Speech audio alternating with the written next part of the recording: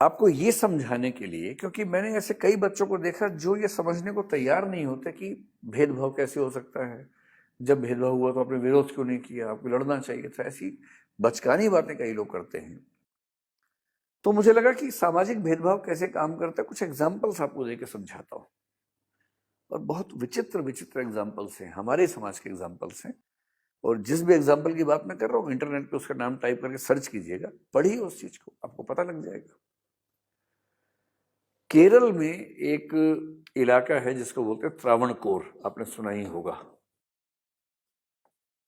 और ये त्रावणकोर वो इलाका है जो जो अब केरल राज्य जो बना आजादी के बाद उसका हिस्सा बन गया। पहले त्रावणकोर एक साम्राज्य था, किंगडम था, राजशाही थी वहां। निम्न कही जाने वाली जातियों के साथ किस हद तक अन्याय हो सकता है उसका एक एग्जाम्पल त्रावणकोर है। आपको जान के बड़ा आश्चर्य होगा कि त्रावणकोर में 1924 में जाकर एक कानून पूरी तरह से खत्म हुआ। और वो कानून जानते क्या था? मुझे तो बोलते हुए संकोच हो रहा है। ऐसा कानून था कि जो निम्न जातियां थी, निम्न जातियों के पुरुषों और महिलाओं को एक विशेष टैक्स देना पड़ता था। पुरुषों का था हेड टैक्स, सिर का टैक्स। इसका मतलब ये हुआ कि वो अगर अपने सिर को सीधे सीधे लेके चल रहे हैं, उसको कुछ छिपा, मतलब एक खास तरीके से प्रेजेंट कर रहे हैं, तो उनको टैक्स देना पड़ता था। ये तो खैर बहुत अजीब सा नहीं लग रहा होगा, जो ज्यादा अजीब है वो अब बताता हूँ। त्रावणकोर के राज्य में निम्न जाति की महिलाओं के लिए एक नियम था। और वो नियम ये था कि वो अपने शरीर के ऊपरी हिस्से को, यानी कि अपने सीने को, अपनी छाती को ढक नहीं सकती थी। और यदि पब्लिक प्लेस में, पब्लिक प्लेस की बात कर रहा हूं मैं, सड़क पे भी चल रही हैं, बाजार में भी जा रही हैं, तो वो अपने शरीर के ऊपरी हिस्से को ढक नहीं सकती थी। और यदि वो ढकना चाहें तो एक टैक्स देना पड़ता था। उस टैक्स का नाम था ब्रेस्ट टैक्स। और ये टैक्स केवल निम्न जाति की महिलाओं पर लागू होता था, दलित और कुछ जो ओबीसी आते हैं उसमें। उसमें एक जाति थी नाडार जाति, जो कि आज की भाषा में ओबीसी जातियों में आती है। एक जाति थी जो एझवा जाति, आपने सुना होगा, एक बहुत ही दलित वंचित जाति वहां की है, केरल की। उस एझवा जाति में एक कहानी चलती है, जैसे हम उत्तर भारत के लोग लक्ष्मीबाई की कहानियां सुन के बड़े होते हैं ना, वहां के बच्चे जिस महिला की कहानी सुन के बड़े होते हैं उसका नाम है नांगेली। कभी मन करे तो इस महिला का नाम इंटरनेट पे टाइप कीजिए, गूगल पे, उसी कहानियां पढ़िए। क्या कहानी है मैं आपको बताता हूँ। 1802-1803 की कहानी है। ये लड़की एझवा जाति से थी, जो कि दलित जाति थी, निम्न जाति थी। और इस जाति की महिलाओं के लिए जरूरी था कि वो जब पब्लिक प्लेस में चलें तो अपना शरीर का ऊपरी हिस्सा खुला लेके चले, कपड़ा उसके ऊपर ना रखें। कितना आप समझ सकते हैं कितना खराब लगता होगा। कुछ लोग कहते हैं कि उस समय केरल की कल्चर का ये सामान्य हिस्सा था, लेकिन अगर ये मजबूरी है और उच्च जाति की महिलाओं पर ये मजबूरी नहीं है तो कितना अजीब सा लगता होगा, कोई भी सोच सकता है। तो वहां महिलाएं नाराज होती थी, कसमसाती थी, परेशान होती थी, पर अब क्या करें जब सिस्टम ही ऐसा है, राजा का आदेश है, सैनिक हैं, पुलिस है, वो सब सिस्टम ऐसा है, तो क्या करें। इस लड़की से बर्दाश्त नहीं हुआ और एक ऐसा प्रसंग हुआ कि इससे जब टैक्स मांगा कि इसने टैक्स देने से मना कर दिया और ये कहा कि मैं तो अपने शरीर को ढक के चलूंगी। बहुत विरोध हुआ, उच्च जातियों की तरफ से विरोध होने लगा कि ये क्या सिस्टम है, ये तो निम्न जातियां इस तरह से बर्ताव करेंगी तो हमारा उच्च होने का मतलब क्या रहेगा। और नियम ये था कि जब टैक्स ऑफिसर आएगा तो एक केले के पत्ते में टैक्स की राशि उसको देनी होती थी। तो जब इसने मना कर दिया तो बात खूब फैलने लगी, राजा तक बात चली गई। फिर नाराजगी बढ़ने लगी राज्य में। तो राजा ने कहा टैक्स ऑफिसर को कि इनके घर पे जाओ, टैक्स वसूल के आओ। टैक्स ऑफिसर गया। कई कहानियां हैं, कुछ कहानियां हैं कि टैक्स ऑफिसर गया, उसके साथ में बहुत सारे लोग थे जो गुंडा टाइप के लोग थे, जो टॉर्चर करने के लिए गए थे।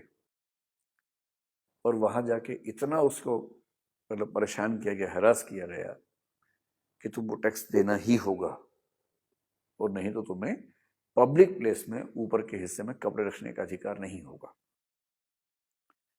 अंत में ये महिला अपने घर के अंदर गई बहुत नाराज होकर। टैक्स ऑफिसर को लगा कि अभी टैक्स लेके आने वाली है, और थोड़ी देर के बाद जब वो आई तो लोग दंग रह गए। उस महिला ने क्या किया कि चाकू से अपने स्तनों को काट के उस पात्र पर रख के सामने पेश किया। उसने कहा पैसे मेरे पास है नहीं और मैं अब ये नहीं झेल सकती कि मैं समाज में इस तरह से चलूं, तो इससे अच्छा है कि मैं अपने शरीर का हिस्सा ही काट देती हूं जिसको लेके इतना झगड़ा है। इतना खून बहा कि उसके कुछ घंटे में उसकी मौत हो गई। पूरे राज्य में हड़कंप मच गया। और जब इस महिला को जलाया गया तो कहने वाले कहते हैं, कुछ इतिहासकार मानते हैं कुछ नहीं मानते हैं, कि इसके पति ने भी चिता में कूद के अपनी जान दे दी और एक तरह से सती प्रथा का रिवर्स एक मेल एग्जाम्पल वहां पर दिखाई पड़ता है। केरल के जिस इलाके में ये महिला थी उस इलाके में आज लगभग उसकी पूजा होती है। आज भी वो घर वैसा का वैसा है। कुछ टूरिस्ट लोग जाते हैं देखने के लिए। उस गांव का नाम भी ऐसा है जो संकेत करता है कि इस घटना से इसका कुछ लिंक था। इतना विरोध हुआ कि राजा को अगले दिन घोषणा करनी पड़ी उस जाति की महिलाओं को इस पीड़ा से मतलब उसने रोक दिया और कहा कि अब आपको ये टैक्स देने की जरूरत नहीं है। लेकिन सबके लिए नहीं, उस समुदाय के लिए ऐसा हुआ। उसी राज्य में दूसरा समुदाय था नाडर समुदाय। इस पर भी यही नियम लागू था महिलाओं पर। इनको भी खराब लगता था। अब कितना अजीब समाज है कि निम्न जाति का होने की वजह से महिलाओं को इतना भी हक नहीं कि वो अपने स्तन को ढक सकें। कितनी बदतमीजी एक समाज में हो रही है, पर ये वहां पर चल रहा था। और उच्च जाति के पुरुषों के सामने विशेष रूप से ये ध्यान रखना होता था कि वस्त्र न पहने जाएं ऊपर के हिस्से में। ये सम्मान सूचक था कि निम्न जाति के लोगों ने सम्मान का भाव दिखाया उच्च जाति के लोगों के प्रति। अब अगर ऐसा सिस्टम, और ये जितनी बातें मैं आप कह रहा हूं आप सब इंटरनेट पर सर्च कीजिए, ठीक से पढ़िए इनके बारे में, आपको सब तथ्य मिल जाएंगे इस बारे में। और अगर इतिहास में ऐसा हुआ तो उसको छिपाने से क्या होगा? जो इतिहास में हुआ उसको एक्सेप्ट कीजिए और जो गलत है उसको दूर करने का प्रयास करना चाहिए। नाडार जाति में जब ये ज्यादा होने लगा तो नाडारों में भी नाराजगी होने लगी। उसी समय ईसाई धर्म भारत में फैलने लगा था। तो जो सीरियन कैथोलिक ईसाई हैं केरल में जो समुदाय है, बहुत सारे नाडार लोग उसमें उस धर्म में दीक्षित होने लग गए। और जब वो ईसाई बनने लगे तो ईसाई धर्म की तरह से कपड़े पहनने लगे। जो नाडर महिलाएं हिंदू थीं वो भी उनको देख के ऐसा प्रयास करने लगी। अब जब वो कपड़े पहनती थीं ऊपर के हिस्से में तो तथाकथित उच्च जातियों को ये बर्दाश्त नहीं होता था, तो उनकी तरफ से विरोध होता था और राजा उच्च जातियों के दबाव में काम कर रहा था। तो वहां पर सोशल टेंशन होने लगी, सामाजिक तनाव। सोचिए, सामाजिक तनाव इस मुद्दे पर हो गया कि निम्न जाति की महिलाओं को अपने शरीर पर कपड़े पहनने का हक है कि नहीं, इस पर झगड़ा हुआ। और फिर 1850s में आते आते ये तनाव इतना बढ़ा कि 1859 में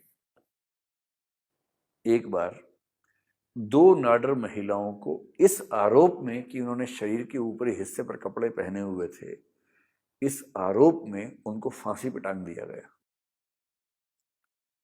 और जिस दिन ये घटना घटी उस दिन नाडर समाज ने एक विद्रोह किया, बहुत बड़ा विद्रोह किया। और उस विद्रोह का परिणाम यह हुआ कि राजा को उसके तुरंत बाद घोषणा करनी पड़ी और नाडर महिलाओं को यह अधिकार देना पड़ा कि वो अपने शरीर पर कपड़े अपनी इच्छा से पहन सकती हैं। हालांकि उसमें भी स्पष्ट था कि उच्च जाति की महिलाएं जिस तरह से कपड़े पहनती हैं उस स्टाइल से नहीं पहनेंगी, ऐसा आदेश आया।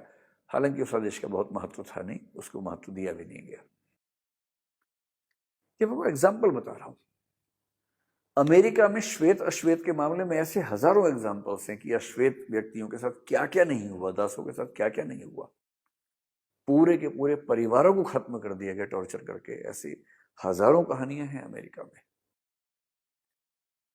भारत में जाति के मसले में, किसी किसी देश में धर्म के मसले में है। पाकिस्तान में हो सकता है कि वहाँ के जो अल्पसंख्यक हैं, हिंदू हैं या सिख हैं या ईसाई हैं, उनके साथ ही ज्यादती होती हो। ऐसी घटनाएं हम सुनते भी हैं बीच बीच में। डॉक्टर अंबेडकर हमारे देश के सबसे शानदार लोगों में से एक व्यक्ति हैं, और दुर्भाग्य ये है कि उन्हें एक जाति विशेष का नेता मान लिया गया, जबकि उनको ठीक से समझने के बाद कोई भी समझ सकता है कि उन्होंने जितना उपकार निम्न जातियों के लिए किया, उससे ज्यादा उन्होंने भारत की महिलाओं के लिए किया है। उससे ज्यादा एक शानदार संविधान हमारे देश को देकर उपकार किया है। डॉक्टर अंबेडकर एक केस स्टडी है इस मामले में। वो जिस परिवार में पैदा हुए उसमें 14 बच्चे थे, जिनमें अंतिम नंबर पर वो थे। 14वें बच्चे थे अपने परिवार में। इनके पूरे खानदान में कोई पढ़ा लिखा नहीं था। इनके पिताजी ब्रिटिश इंडियन आर्मी में सैनिक थे, और इसलिए थोड़ा बहुत इनको महत्व मिल गया, अधिकार मिल गए। ये भी एक अनुसूचित जाति से, दलित जाति से थे, जिसका महार नाम आपने सुना होगा। महार जाति से थे, महाराष्ट्र में। ऐसी हालत की, क्योंकि इनके पिताजी एक अच्छी नौकरी में थे, इसलिए इनको चांस मिल गया कि स्कूल में पढ़ सके। उन्होंने अपने बारे में लिखा है, अपनी आत्मकथा में लिखा है कि जब वो स्कूल जाते थे, वो अपने स्कूल के अकेले ऐसे बच्चे थे जो दलित बच्चे थे। और जब वो स्कूल जाते थे तो वहाँ नियम ये था कि भाई जो दलित बच्चा है वो क्लास के अंदर नहीं बैठेगा, तो क्लास के बाहर बैठ के चीज़ों को समझना। फिर बैठने के लिए दरी का एक हिस्सा अपने साथ घर से लेके जाना होता था। वहाँ की किसी बेंच को या किसी फर्नीचर को खराब नहीं कर सकते थे। सबसे रोचक बात यह थी कि पानी अगर पीना हो तो पानी कैसे पिए? तो जो घड़ा था और जो घड़े से पानी निकालने वाला बर्तन था, कंडीशन थी कि दलित बच्चा उनको हाथ नहीं लगाएगा। तो स्कूल में एक चपरासी था, पियन था, जिसका काम था कि अगर उसको प्यास लगे तो मटके से पानी निकाल के ऊपर से देता था कि टच ना हो जाए। और अंबेडकर जी ने लिखा है अपनी आत्मकथा में, नो पियन नो वाटर, कि अगर किस दिन चपरासी गलती छुट्टी पर रह गया ना, उस पूरे दिन पानी पीने का ऑप्शन नहीं होता था। मतलब कोई बच्चा दया करके पिला दिया अलग बात है, लेकिन सिस्टम के तौर पर ये ऑप्शन नहीं था। जब चौथी क्लास उन्होंने पास की तो उनके जाति में उत्सव मनाया गया, क्योंकि उनके पूरे समुदाय में पहली बार कोई चौथी क्लास पास हुआ था। और लोगों को लगा कि इतनी ऊंची पढ़ाई कर ली इस बच्चे ने। और फिर उस बच्चे ने अमेरिका से, इंग्लैंड से डबल डॉक्टरेट की, डबल पीएचडी की, और उसके बाद भारत के संविधान को लिखने में बहुत महत्वपूर्ण भूमिका निभाई। डॉक्टर अंबेडकर के साथ जो हो रहा था वो इंडिविजुअल डिस्क्रिमिनेशन नहीं था, वो एक सोशल डिस्क्रिमिनेशन का हिस्सा था, जिसका असर इंडिविजुअल उस व्यक्ति के ऊपर आया था। नांगेली के साथ जो हुआ वो इंडिविजुअल मामला इस सेंस में है कि उसके साथ हुआ, लेकिन वो एक सोशल सिस्टम था जिसमें उस जाति की सब महिलाओं को वो झेलना पड़ता था, पुरुषों को भी झेलना पड़ता था अलग तरीके से। यही नाडर महिलाओं के साथ था। और ऐसे डेप्रिवेशन की, ऐसे वंचन की, शोषण की, दमन की लाखों कहानियां दुनिया के इतिहास में हैं, दुनिया के हर देश के इतिहास में है, भारत के इतिहास में भी है। और जब हम इस बात को समझते हैं कि बहुत सारे समुदाय इन स्थितियों से निकले हैं, और ये बात कब की हो रही है? 1924 तक त्रावणकोर में इस तरह के टेक्स्ट चल रहे थे। अभी 100 साल भी नहीं हुए इस बात को। और तब हमें समझना पड़ता है कि जब हम सामाजिक भेदभाव की बात करें तो इस बात को समझें कि हम सब पीछे से लगातार बराबर नहीं हैं। हम में से कई लोग विशेष फायदे में रहे हैं अतीत में, और कुछ लोगों ने बहुत नुकसान झेले हैं। और दोनों को एक मानकर बराबरी है सीधे ले आना उतना व्यावहारिक मामला नहीं है, नैतिक रूप से उतना ठीक मामला नहीं।